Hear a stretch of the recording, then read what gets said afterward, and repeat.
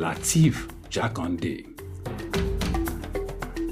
Born Lateef Kayode Jakande in the Ekpetedo area of Lagos Island, Lagos State on July 1929. He studied at the Lagos Public School at Enowa, Lagos Island, then at Bonham Memorial Methodist School, Port Harcourt, King's College, enrolled at Ilesha Grammar School, where he edited a literary paper called The Quarterly Mirror.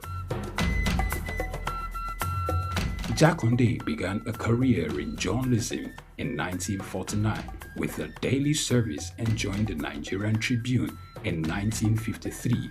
The owner, Chief Obafemi Awolowo, appointed Jakande editor-in-chief of the Tribune in 1956. Jakande established John West Publications in 1975 after leaving Tribune and began to publish the Lagos News. He served as the first president of the Newspaper Proprietors Association of Nigeria, NPAN. Jakande ran for election as executive governor of Lagos State in 1979 on the Unity Party of Nigeria platform. His administration was effective and open and implemented the cardinal policies of his party. He introduced housing and educational programs targeting the poor, building new neighborhood primary and secondary schools, and providing free primary and secondary education. He gave poor people's children education, and many of them are now very prominent in the society today. Jakande established the Lagos State University and constructed over 30,000 housing units. After the military takeover in 1983, Jakande was charged, prosecuted, and convicted of treason and later pardoned. He served as Minister of Works under the Sani Abacha military regime. He died in Lagos on February 11, 2021. Lateef Jakande was the first civilian governor of Lagos State. Lateef Kayode Jakande. Souq Enlightenment. I'm okay. My name is Raymond Bola Brown. Hi, my name is Fred Amata, and you are on to Souq News. If you are watching this channel for the first time, make sure you continue to watch it because this is Souq News. Shout out to Souq News. Actually, I don't know. I really enjoyed the little moment I spent with you, and I think with more of this. Souq News. Here's the Souq News, who had the courage to transcend a locked-off camera and actually have a conversation with a human being. It's a pleasure, Souq News. Thank you very much. National Theatre, Igomu. Built during the military regime of Olusegun Obasanjo and finished in the time for the Second World Festival of Black Arts and Culture, FESTAC, in 1977. The theatre holds amazing treasures and memories. The artworks fill everyone with pride. The National Arts Theatre is visible from the motorway which connects Lagos Island and the mainland. The National Theatre is packed with the artworks of a legendary contemporary Nigerian artist, stained glass walls by Yusuf Grillo, sculptures and murals by Lamidi Fakeye, Erabo Emopai, and many others. It was put to full use for a month as one of the 4 venues of the Second World Black and African Festival of Arts and Culture, tagged FESTAC 77. The complex hosted 16,000 participants from 56 African countries and the diaspora in an unprecedented showcase of African music, fine art, literature, drama, dance, and religion. The National Art Theatre was built and designed by Techno Expert Stroll, a Bulgarian company mirroring the Palace of Culture and Sports in Varna, Bulgaria. Completed in 1976, the building is one of the largest and most beautiful of its kind on the African continent. It consists of a central hall with 5,000 seats, a collapsible stage that can be quickly rebuilt, a conference hall with 1,600 seats, 2 large exhibition halls, and 2 cinemas with 800 seats each. The theatre complex has a dressing room for artists, a garage, offices, coffee bars, and a buffet. It has indoor TV and radio systems, as well as booths with facilities for simultaneous translation of languages and hectares of lush green lawn around. The majestic structure sits in Igomu like a quiet mountain, mesmerizing visitors and passers-by. The National Theatre, Souq Enlightenment.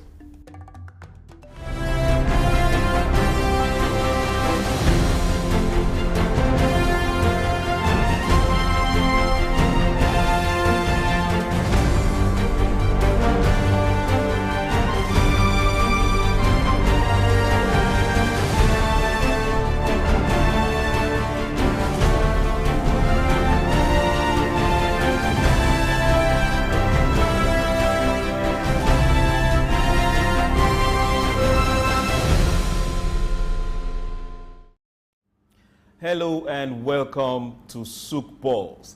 Here we get to look at serious business, countries' business, nations' business, businesses across borders, continents, their policies, and how it affects the next neighbor.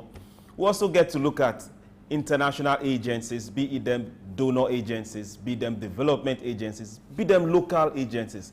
How do their policies, their businesses, their interaction, their businesses, their gatherings, be it in local meetings or international meetings, how do they affect businesses in different countries? How do they help? How do they give loans? How do they follow up the loans? How do they schedule and reschedule? Forgive, if possible. We get to put a pulse on this and see if it's really working or if it's not working. We discuss, we analyze, we inform you. And remember, this is Souq News. We keep things positive. We always look for solutions. We always prefer solutions. And welcome to Souq Pulse. My name is Chuks, John Rogers Chuks. And in a bit, we'll get to talk about the topic for today. It's more like a discussion. And I am pleased, and I will always say this, I am blessed to have our in-house analyst, who also is not just an analyst, but is a mentor and one who makes sure that we are not just doing well, but our heads are well grounded and doing the right thing. Please join me as I welcome to this particular show for today, our own Dr. Idahosa Osamahnze. Sir, you're welcome. With you here today. Okay. Is that what you're going to say, sir? Okay. We've missed him for a while, and he went to go do some training, and he is back with us. So, sir, today we'll be looking at policies coming from Asian countries and how they impact businesses around that particular area. Then we'll also come local, come to Africa and see industries that have really taken off in the last few months, weeks, or some days, and we'll get to see the impact they are making. For Asian policies, when we go to that particular divide, sometimes we look at the events happening there. For those of us that are Africans, we look at them with some kind of surprise and say, is this really what's happening? Now let's go to China. Yeah, the Chinese Central Bank announced policy easing to seek boosting of growth. Now, Beijing has pledged to reduce the amount of liquidity that its banks are required to hold as reserve. Oh, yes. Well, that came to us, well, I won't say shock, but we're just observing and say, is this tenable? And the funny side of it is that they are telling their banks that would provide 1 trillion yuan in long-term capital. Here we are trying to say banks should recapitalize, grow bigger, hold more. They are saying, okay, our economy needs to grow. Don't bother, hold less. Yeah, I think it's looking at the basics and the fundamentals of the economy of China that's actually responsible for this kind of decision that the Apex Bank in China is, the Bank of China is taking. And that's quite critical for survival for the Chinese economy. Don't forget that, you see, I keep referring to Ray Dalio's work. You look at these big circles that happen between great education, high productivity, great wealth, moving into very strong military force that can contest, and then, of course, as the graph goes up, it starts to come down. And that results into big debts and the rest of it. And all these things are playing out in China as we speak. So the crisis of debt is there on the one hand, You are having the crisis of an aging population on the one hand, and also you are having a deflationary situation in China. So while most countries in the world are complaining about inflation, China is having a deflation. And now you are having so much goods. Technology advancement has brought a lot of increase, and people don't have money to buy these goods. And so what is the bank trying to do is to put her money in the hands of people to be able to buy goods. At this point in time, I think I really want to be in China right now. It's an exciting situation. Like, what you are grappling on this side of the divide is opposite from what they are dealing with on the other side of the divide. Yeah. You see, it's a fundamental issue, and this is where even many Africans will need to learn from China. Though Chinese is a basic socialist economy, but they understand the grounding of principal capitalist economic fundamentals than even people who are supposed to be practicing capitalism. Okay. Which means what works for one is likely not going to work for the other. Yeah, you see, the principles are the same, really, and they are fundamental, because the elementary theory that govern any economy is the law of demand and supply. And once you can have a hold on that principal law of demand and supply, then of course your economic fundamentals are right. It doesn't matter the form of government you practice. It doesn't matter the form of government, because demand is demand, supply is supply.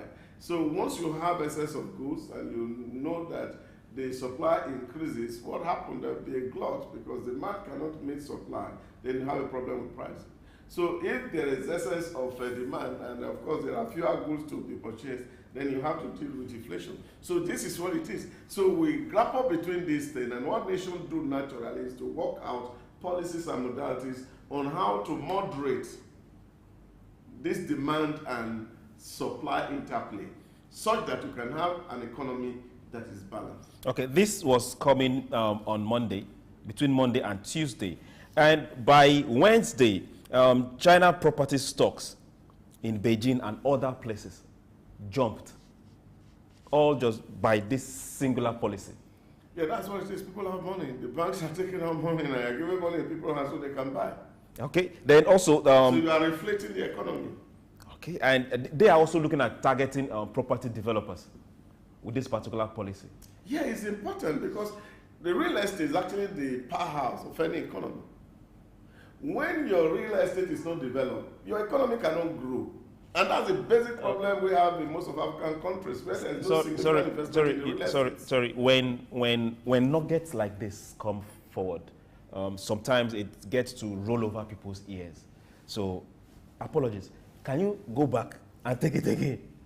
What I'm saying is that for every economy, the real principal agent for growth is the real estate business. I hope you heard that. Society that does not invest or prioritize its real estate cannot really experience that advancement. So the real estate business is critical to growth, because you have a lot of people. If you take, for example, in Nigeria, you look at what you have, the housing gap is massive. Now, what government needed to do here is to see, how do we invest in the real estate? And you put more money in the real estate, you can make room for a lot of people. Now, this transaction keep oiling your economy. You understand how rents are paid elsewhere. If you go to Europe, it's monthly. People pay rent in a month, and as this is happening, you see money exchanging hand in the economy. So people are able to buy, people are struggling. So the real estate property, or the property market, once it's well structured, in any economy, you will see that economy growing. So once the real estate industry is doing well, the economy is likely to do well. Okay. Then now let's also go to their neighbors, Japan, and they almost the same thing. The Bank of Japan has also, this was also on Tuesday, they've also decided to unanimously keep the interest rate at minus. This was one that shocked me, minus 0.1. Yeah. How? You know, when I'm an African, so I don't need to tell you, once you're looking at me, you know. When I see things like this, the first thing that comes to mind is, how? Yeah, but again, how are these policies possible? Yeah, you're seeing the Japanese economy too has also been experiencing some slowdown. They are hoping to be able to get to a target of 2% inflation growth. Yes. Now, for you to be able to do that, you have to also reflect your economy. Now, give money to small businesses, give money to industries. Now, people don't have the capacity to pay very high interest. So it's like we call it a subsidy. Okay. So what government simply is doing is subsidizing the facility for business owners and for individuals to be able to have access to these capital, channel them into investment, and then you stimulate the economic growth. Yesterday we had on this particular program, we had the president of Small, Medium, and Small Business Association of Nigeria. We had him here, and he was giving us some kind of data. The registration in that particular sector is not much, and we know that small businesses, medium-scale businesses, are the major drivers of employment in this country. Not this country, it's global. Let's start from our own home first. No, it's just to look at it. It's not about Nigeria. It's a global data. Okay. SMEs contribute globally 60% to GDP and about 65% to employment. Okay. So it's a global figure, so it's not just about Nigeria. So a lot of people are in the informal sector and they are working. But you have to understand these dynamics. I was speaking at the Fiscal Responsibility Commission yesterday, and I told them, you see, the problem is really not about the way people underestimate the informal sector in Nigeria. It's not as unorganized as people perceive it to be. It's just that it is organized outside of the government. Let me give you one very simple data like this. Now, if you see people who are doing a tricycle business in Lagos, okay, the chairman of the association knows the number of tricycles in Lagos. I agree. They have the figure. Now, depending on the area. Depending on any area, they know. So because you also have an umbrella Lagos-wide database, so they know the number of, if you call the chairman, he can tell you on the telephone the number of tricycles they have in Lagos and know where each tricycle is. And they know what revenue is coming to them on a daily basis. Same is true for motorbike, the one we popularly call Okada here. Okay. Now, when you get into the market, anybody doing a small market, the market women, they know them. And they are collecting tax from them. So I was telling them yesterday, it's not about that informal sector don't pay tax or they don't want to be within the formal sector. It's just that the money that is coming from that sector does not get into government hands, it gets into para-government hands. You call them para-governments. I don't want to use non-state actors today. Okay, so now we've come up with another one, para-government and non-state actors. Now, we most times on this particular program, we see what is good that is happening outside. We get to compare it to what is happening down this way. And we say, okay, where can we emulate? What can we emulate? And we're looking at, they are looking at this particular policy, focused not just on big businesses, but on every small business, on every business owner, which means this was well conceived. So we should also start looking at investing and looking up how do we grow small businesses. Because if we can individually grow and make small businesses prosper, then every family, most families that are dutifully employed doing a particular business won't have to keep shouting government, government, government. You know, I was sharing with a colleague earlier this morning. There's a whole lot of things that people need to actually put into focus. And I said to him, 30 years ago, I was thinking of how to add value to my community, and I try to encourage a lot of young people to go to school because for me, education was principal and key to a life that is good. But I had a lot of very drawbacks in pushing this agenda. And what was this drawback? It was the fact that a lot of young people at that time really do not see the importance of school, that what school is meant to do is to put food on your table. Now, if there is an alternative to that, and it is easier, a lot of people are going to gravitate toward that alternative. And these are the things that we are seeing today in our economy. So, if you give somebody 100,000, for example, to start a business, or 1 million naira to start a business, if it's the city of Lagos, now understand that give that business like 6 months, if the person has no extra income from anywhere, that business will sink. Why?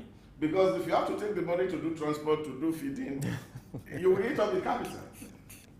So this is a problem. So because we are not factoring all of these into it, and that is why you see we are having a very high interest rate here, because people are also calculating the high risk that's involved in lending. So we can't afford this loan. Is it that we can't afford the loan, or we can't afford to give loans? Even if we can't, we can't meet this percentage, but at least we should be able to give businesses facilities not at the rate at which we give it now. Yeah, but that is the point I'm making. If you give businesses this interest to do something, and you are going to look at it and say, okay, this person wants to sell something, you give him loan, this person wants to sell something, you give him loan. Then they get this money, and they're supposed to plow this money back into the business. But their livelihood also depends on it. And on the loan or on the business? On the business. And since their livelihood depends on the business, this... No, is it on the loan or on the business? We need to separate it.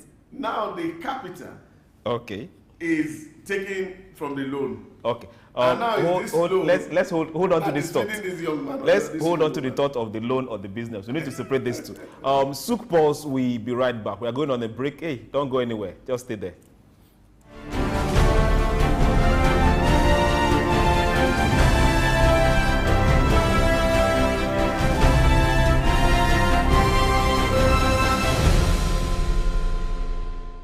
Broad Street. Broad Street, situated in Lagos Island, is steeped in Nigerian history. Once the biggest financial hub of the country, it housed the headquarters of major banks, linked the CBN, the stock exchange, and the loads of lender companies. Broad Street is a historically significant street. It has played a central role in the development of Lagos and history, an important commercial and administrative center for the British colonial authorities. It was also a home to some of the city's earliest modern buildings. Broad Street was a residential area in the pre-colonial era. With the British came the Methodist Boys High School in 1878 and the Broad Street Prison in 1882, renamed Freedom Park. The General Hospital, which was a British military hospital, was built in 1893, being the first general hospital in Nigeria. The old British Secretariat building, which is now the Federal Ministry of Justice, was built in 1906. Broad Street has seen a full turn into modern commercial office blocks, complexes, skyscrapers, and markets from the outer marina through Akpombo early into the Adeliji Adele Road. Broad Street is one of the busiest streets in Nigeria on weekdays, where commercial activities take place day and night. From modern buildings to ancient structures, this street gives one a raw dose of life in Lagos. Broad Street is often referred to as Lagos Financial District. It boasts a mix of architectural styles, reflecting its long history, colonial-era buildings, Victorian and Edwardian architectural features, alongside more modern skyscrapers and structures. Broad Street remains a vital, vibrant part of the Nigerian economy. Broad Street. Souq Enlightenment. I'm okay. My name is Raymond Bola Brown. Hi, my name is Fred Amata, and you are on to Souq News. If you are watching this channel for the first time, make sure you continue to watch it, because this is Souq News. Shout out to Souq News. Actually, I don't know. I really enjoyed the little moment I spent with you, and I think with more of this. Souq News. Here's the Souq News, who had the courage to transcend a locked-off camera and actually have a conversation with a human being. It's a pleasure, Souq News. Thank you very much.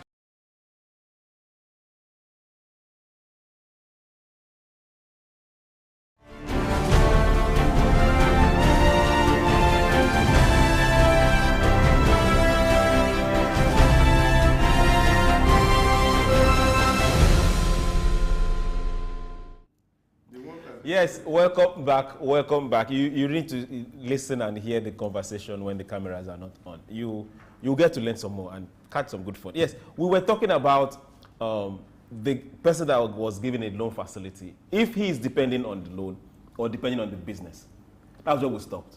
Yeah. So are we looking at him depending on the loan? Yeah, because or depending on the profit from the business. The source of the capital is so when you are selling and you are eating what you are producing, of course you will be eating into your capital.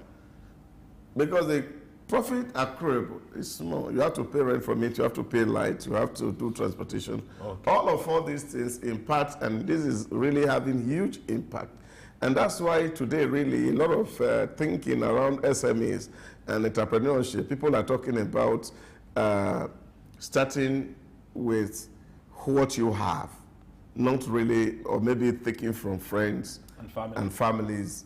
You know, they call it the law of effectuation. You have to make sure that you don't go and borrow, because your food money is there. Children's school fees is inside it if you are married. All these things eat out the loan, and then the propensity to be able to pay back become very reduced. Now, but when you look at economy like Japan, and you look like economy like China, where government has done a lot in terms of social programs not targeting individuals, but targeting sectors. And this is the point that we'll be making here, that if our government is really serious about growth, we don't need to give money to individuals. We need to give money into clusters. Okay, then those clusters account for what is given to them. It, yes. So when you give money into clusters, and then of course generate a value chain around the clusters, so which means if I am planting, then you are taking, this person is processing, that person is buying, and all of this chain is put together, then you will see the flow of money around that sector. And that way, and then that's everybody hold everybody accountable. Accountable. So if I am isolated in Lagos Island trying to sell you with your bank loan, and there's no ready market where the shoe is going to get into, you hardly may sell one in a day, but of course you have to pay rent at the end of the year. Now you have to take your transport back to where you're coming from. So all these things eat out the small money that comes into SMEs. That's why it's not profitable. I had argued but here. Is that an excuse for the high interest rate we have here? Yeah, it's the risk factor that's responsible. What about the loan sharks? Is that also a risk factor? You give somebody a loan, 5 million naira loan, and you are taking an interest of over 45%. No. I think in the environment we are not up to 45% yet. So, but from those loan sharks, should we start calling names? No, but you see, I shouldn't call names. No. You see, this is also where, for me, is also very critical. I was sharing with a group of young people the other day, and I said, look, there are 3 levels of education you need to have. Number 1, you need to have the regular graduate education, which we do in the university, or 4 walls of the classroom, and you are taught. Then when you get out of class, you need to take some professional courses, understand the terrain, where you are going to work, because that's actually what's going to help your career. And then finally, you also need to have an understanding of financial education. That is principal.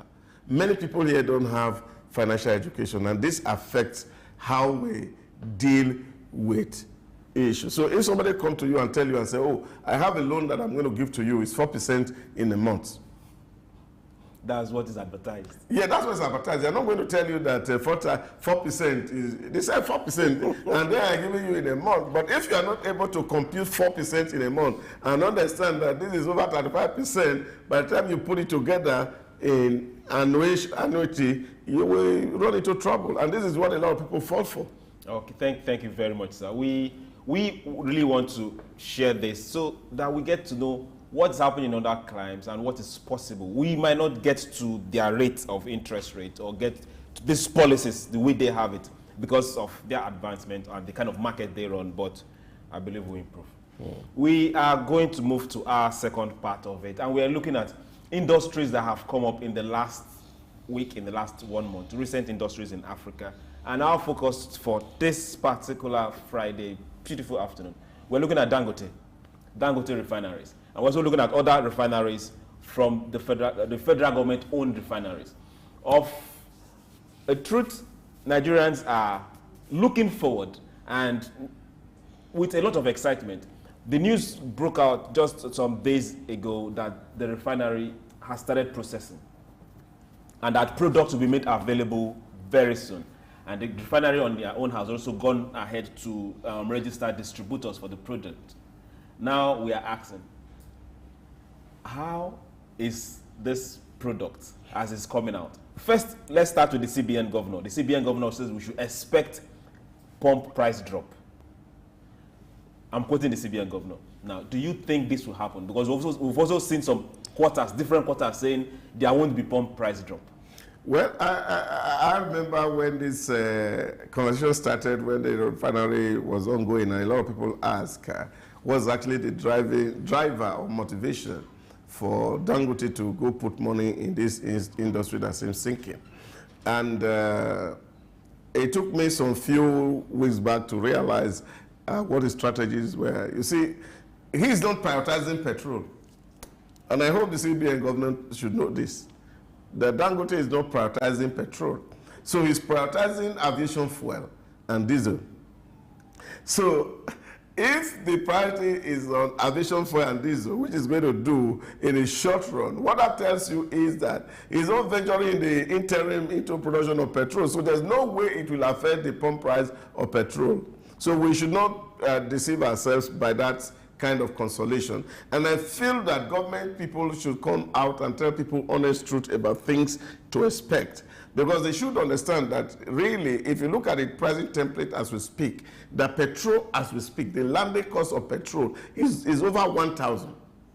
The landing cost of petrol is over 1,000. And that's why people are wondering, how is government able to cushion the effect of allowing this price to be stable in a supposedly deregulated market, where the forces of demand and supply should determine what price petrol is sold, that we are still holding on to the 610 in some places, or 580 in some places. Now, this is that government is actually rolling at a loss. That's what it means. Okay. Are we saying that in one way or the other, there is still some deregulation happening? Oh, yes, government is rolling at a loss. And they must make this very clear. Oh, you don't want to use the word deregulation? Yes, I don't want to. They are running at a loss. That's what it means. So if you are selling less than you buy, it means, of course, that somehow you are trying to adjust and cushion. Maybe you are using your S profit to sell, hoping that things are going to normalize. And these are the issues. Maybe they hope that, the foreign exchange regime is going to stabilize, which is not stabilizing as we speak. So the price, the current market price, is at that level. I was in Morocco, and I wanted to know how much they're selling. And I did a conversion into Naira, and I discovered that Morocco, as at last year, December, when I was there, I was selling at 1,500 per liter. In Kigali also, I checked also, it's about 1,400 per liter. So if you convert their currency to Nigerian Naira, so that tells you what the actual market price of petrol is. Now, that you can do and compare across economies, whether it's in Europe, whether it's in Asia, whether it's in America. So we must understand that the reality of the market does not really allow this to happen. And so if government is determining what price you are going to sell your products, and they're emphasizing that you should go into it, and you are not giving them crude for free, and then you want them to sell at your price, that will not be possible. So it's possible to give crude at a discount price. Yeah, but or give crude in Naira and not in dollars. It's possible. Okay. Yeah, but then at the end of the day, because again, you are not the owner of the crude, so to speak, it's a joint venture. You just have some share, and your business partner has some share, and they have their money in here. Can you give your share? No, you can't give your share. Why can't you give your share? In pricing, it will not be just right to do. So these are the real dynamics that we really need to look. Yeah, Dangote is going to sell fuel. What it will do for us is filling the gap of this speculative buying if he eventually produces petrol. So which means that if PMS comes out of that refinery. And that will now means that people are not going to be waiting too long in a queue, or people are having these, preemptive buying to stock. All those things will naturally disappear. But then, of course, it will be sold at market price. Now, if that is going to happen, NNPC... What will be that market price? Market price? Yeah. What will be that market price? Now, the market price will be determined by the inputs. And these inputs are, number one, labor costs. Number two, cost of acquiring the raw materials that you're going to get to process. Cost of logistics. all these things will be factored into the price to tell you what the price is going to sell. So if crude, for example, is selling at the international market at 110, which means the owner of crude here is going to sell crude to Dangote at 110. So even its value in Naira is going to be the same thing. So this is what we must bear in our heart. Okay. That the supply is what the game is. Before we bear this in our heart, let's look at, aside Dangote refinery, we have Port Harcourt refinery. Now, we had some good pictures. Some good pictures displayed that was supposed to have gone up in December. That did not. Then they said, okay, in 2024, it's going to go up. Now, is that refinery, is the Port Harcourt refinery going to come up in 2024? Well, the plans on ground and the realities on ground, is it going to come up in 2024? Well, NPCL had been trying to prove that or impress the president by saying, oh, we can make this thing work. But I just feel that we don't need to waste money on the Port Harcourt, Kaduna, or Warri refinery, because so much money has gone in there, and the sabotage that has happened in there will make this thing really not to be at optimal production level. Now, this is a refinery that is supposed to be maintained. It's the turnaround maintenance we're talking about, and we are not building a new refinery. So people should accept reality, and this is where I talked about, you know, when people are communicating to their audience, they should be able to tell their audience very simple and basic truth and say, look, this thing is... Is it just the truth or the language that people understand? No, we should not excite people unnecessarily. You can tell the people the truth in a language they will not understand. No. This has happened elsewhere. You see, I think what is missing in our government is transparency. The people have no business with a government that is transparent. If a government come out clean to tell the people that this is the situation we face, it's either we sink or swim, I am 100% sure that the citizens will want to swim because nobody wants to sink. Now, the real issue, where the challenge is the fact that you who is coming to equity, your hands must be very clean. If you are going to tell the people that, look, this is how much you are going to spend, now you who is going to tell these people must be ready and willing to make some very critical decisions, which is going to affect your lifestyle. Okay. This is my worry. Now, government must come out clean that, yes, we are in a mess. And because of this, we will allow this to happen, we allow this to happen. But while this is going, we are going to address ourselves. If you take a look at the budget, for example, and look at the figures that are flying around, I was wondering, and I said, oh, you look at the operational cost for personnel in the presidency and see how much is put on the Asoro Clinic. It's worrisome to me as a person. Now, this is where government needs to be really sincere. Yes, government come out and say, oh, we're not going to be carrying large delegations outside. That's one part. But we also must understand there are a lot of issues that are affecting our forests. For example, all the government people who are taking the Commonwealth, they don't have their children in our public schools. Okay, let's bring this back home. Let's bring this back home. This is a topic for another day. What about, let's say something about the modular refineries. Yeah, but it is still on that thing that I'm looking at, because these modular refineries are private. They are private owned. They cannot be profitable if government does not do what they're supposed to do. You see, until we make our macroeconomic environment conducive for business, people will put money into business, it will not run. Somebody was saying yesterday, government has over 20 licenses for modular refineries. Why are they not producing? The market is not conducive. So government need to... Market is not conducive for who? For the private investors. So government need to create the enabling environment for this thing to happen. Because government want to be popular. Government is arm twisting the investors and not allowing them to determine what they are going to sell. So if I put money in business, you should allow me to determine how I want to sell it.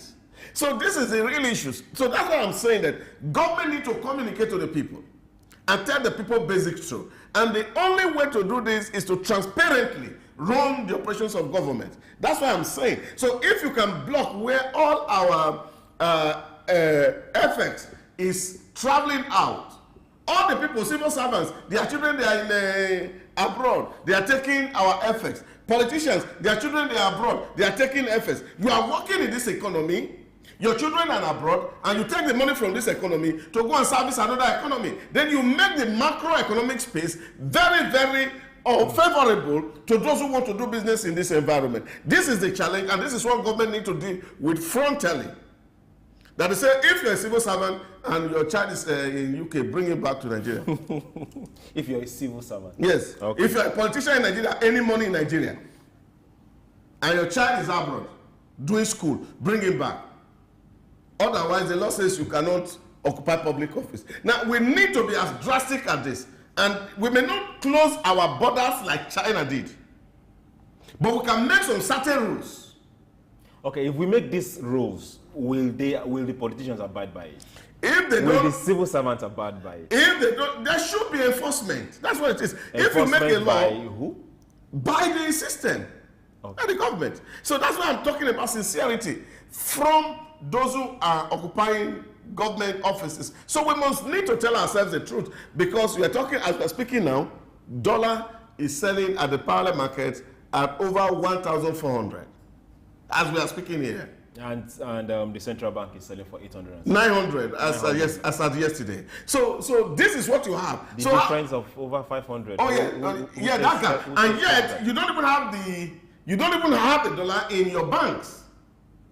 Okay. So this is a problem. So how are you going to expect petrol to sell cheaper?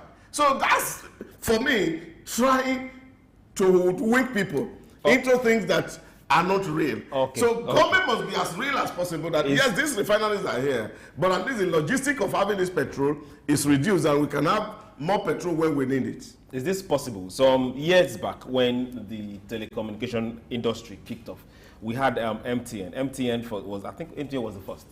MTN and their brother, the one that has closed several times.